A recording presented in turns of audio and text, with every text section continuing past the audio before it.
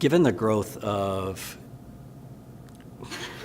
that was my best soundbite too. Interesting backstory on values here at Sprout. With the rapid growth that we've had over the last several years, we felt like they no longer adequately captured who we are today. I sent Maureen a note and said, I think it might be time. And if I remember correctly, she said, I think the same. So it worked out very well.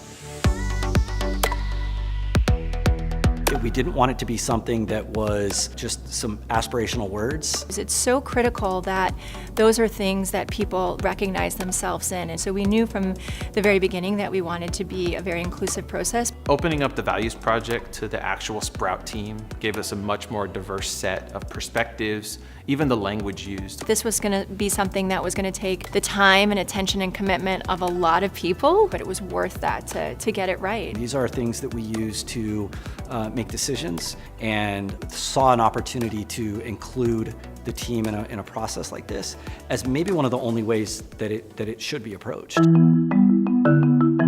Raised my hand right away. I was excited, didn't know what to expect. There was about 15 people they've chosen to be in the working group, and it was really exciting to kind of find out that I'd be running my own focus group. We wanted to make sure that everyone had a voice, whoever needed to say something. At the very beginning, we had everyone write down on Post-it notes like values that were important to them.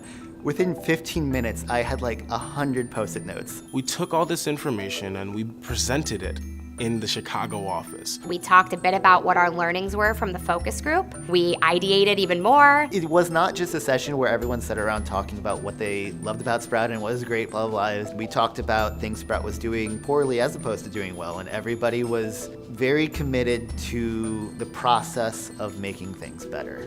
When I was told we were going to present our latest findings to small council, I knew it was like some of the executive team, but I don't think I knew it was the entire executive team. Why do we call ourselves the Small Council? I'm pretty sure this is a reference to a television show on HBO called Game of Thrones. I don't think that people on the Small Council know where the name come from.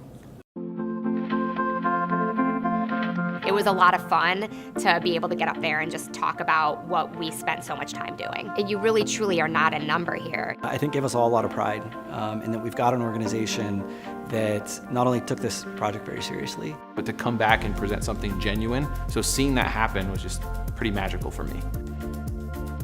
When it came time to distill all these ideas, Everyone jumped in the document really quickly. We spent a lot of time going back and forth, iterating through the different word choices. 30 Google Doc revisions later and dozens, if not hundreds of comments from across the team. We obsessed about every single detail until it was perfect. Coming out of the other end of that with 11 executives involved, you get one page of writing, but it's an important one.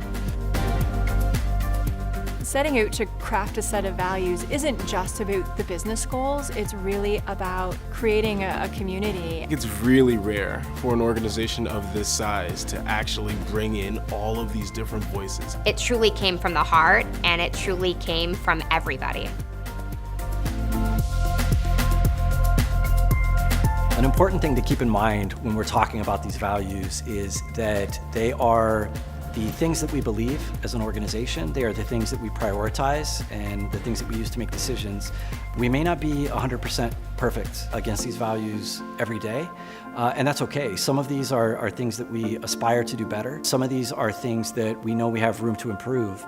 While authentic in that we live these values today, we can always do better, and we should be striving to always do better in living in service of these values.